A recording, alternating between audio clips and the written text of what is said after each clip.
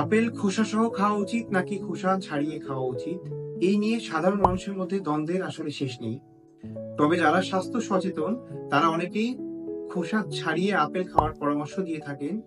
তারা মনে করেন খোসাতে এমন কিছু কীটনাশক আছে যেটা আমাদের শরীরের জন্য খুবই ক্ষতিকর।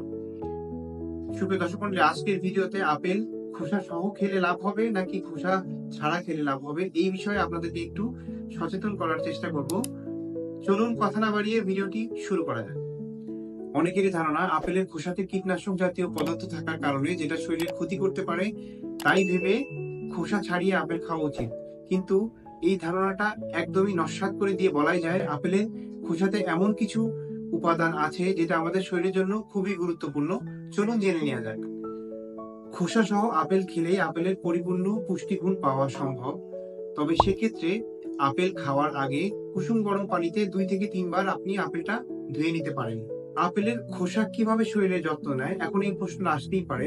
চলুন এটা উত্তরও জেনে নেওয়া যাক। আপেলের খোসায় দ্রবণীয় এবং অদ্রবণীয় 2 ধরনের ফাইবারই থাকে, যেটা আমাদের কোষ্ঠকাঠিন্য দূর করতে সাহায্য করে।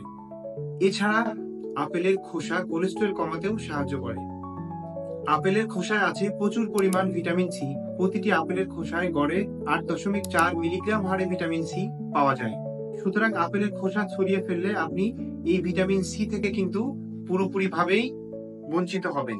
2007 সালে কর্নেল ইউনিভার্সিটির দ্বারা একটা পরীক্ষার মাধ্যমে পাওয়া যায় আপেলের খোসায় ট্রাইটারপোনয়েড নামক এক প্রকার যৌগ পাওয়া যায়, যা মানবদেহের ক্যান্সার কোষকে বিনাশ করতে সক্ষম।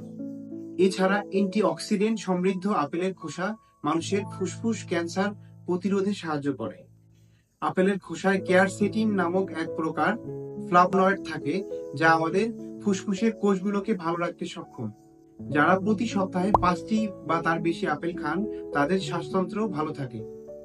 আপনি যদি অতিরিক্ত ওজন কমাতে চান তাহলে খোসা সহ আপেল খাওয়ার পরামর্শ আপনাকে দিচ্ছি, কারণ আপেলের খোসায় আছে ইউরোসোলিক অ্যাসিড, যা আপনার অবাঞ্ছিত ক্যালোরি ঝরাতে সক্ষম। সুপ্রিয় দর্শক মণ্ডলী, আপনি যদি খোসা ছাড়া আপেল খান তাহলে আপনি এই এতগুলো ফরমেশন থেকে কিন্তু বাদ পড়ে যাচ্ছেন। সুতরাং আপেল খোসা সহ খাওয়ার চেষ্টা করুন এবং প্রত্যেকবার খাবার আগে ভালো মতো গরম পানি দিয়ে 2 থেকে 3 বার ধুয়ে ফেলুন। আশা করি ভিডিওটি ভালো লেগেছে। যদি কোনো প্রশ্ন থাকে কমেন্ট বক্সে কমেন্ট করতে পারেন, আর চ্যানেলে নতুন হলে সাবস্ক্রাইব করতে একদম ভুলবেন না। দেখা হচ্ছে পরবর্তী কোনো ভিডিওতে। সেই পর্যন্ত ভালো থাকবেন, সুস্থ থাকবেন। আসসালামু আলাইকুম।